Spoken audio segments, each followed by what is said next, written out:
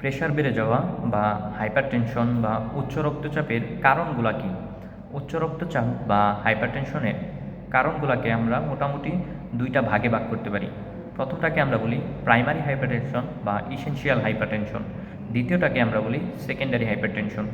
তো primary hypertension এটাই মূলত 95% কেজে আমাদেরকে হাইপারটেনশন করতেছে বা আমাদের প্রেশারটাকে বাড়িয়ে দিচ্ছে। তো প্রাইমারি হাইপারটেনশনের সবচেয়ে যেটা মজাদার বিষয় হলো যে আমরা এর কারণগুলো আমরা এখনও ভালোভাবে জানি না আসলে কেন এটা হচ্ছে। তবে কিছু রিস্ক ফ্যাক্টর আছে যেগুলোর কারণে প্রাইমারি হাইপারটেনশনটা হচ্ছে। তো সেই রিস্ক ফ্যাক্টরগুলো যদি আমরা দেখি, সবচেয়ে যেটা গুরুত্বপূর্ণ সেটা হলো এক্সট্রা সল্ট খাওয়া, অর্থাৎ আমাদের রান্নার বাইরে, অর্থাৎ তরকারিতে আমরা যদি লবণ দিই তার বাইরেও আরও এক্সট্রা লবণ খাওয়া, এটা খুবই গুরুত্বপূর্ণ একটা কারণ।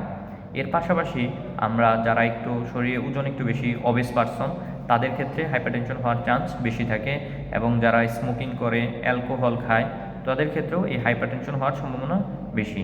আরেকটা গুরুত্বপূর্ণ কজ যেটা প্রাইমারি হাইপারটেনশন করতে পারে সেটা হলো স্ট্রেসফুল কন্ডিশন, অর্থাৎ সবসময় একটা স্ট্রেসফুল লাইফ লিড করাও হইতে পারে হাইপারটেনশনের কারণ। আর সেকেন্ডারি যে হাইপারটেনশন আমরা যেটাকে বলি সেটা হলো যে আমার শরীরে অন্য কোনো কারণে বা অন্য কোনো কজে আমাদের শরীরে প্রেশারটা বেড়ে যাচ্ছে, অর্থাৎ আমার শরীরে যদি অন্য কোনো সিস্টেমে বা অন্য কোনো অর্গানে যদি কোনো ডিজিজ থাকে, সেটার কারণে আমাদের প্রেশার বেড়ে যেতে পারে। তো কোন কোন অর্গানের সমস্যা হলে এরকম হতে পারে? প্রথমতই সবচেয়ে যে ভাইটাল একটা অর্গান সেটা হলো আমাদের কিডনিতে। যদি আমার কিডনিতে কোনো সমস্যা হয়, অর্থাৎ কিডনির নিজের সমস্যা হতে পারে, অথবা কিডনিতে যে আমাদের আর্টারিগুলো সাপ্লাই দিতেছে, এই আর্টারিতে যদি কোনো সমস্যা হয় সেই কারণে আমাদের হাইপারটেনশন হতে পারে। এর পাশাপাশি আমাদের থাইরয়েড গ্ল্যান্ড, অ্যাড্রেনাল গ্ল্যান্ডের সমস্যা হলেও আমাদের হাইপারটেনশন হতে পারে, বিশেষ করে কুশিং সিনড্রোম, কন সিনড্রোম।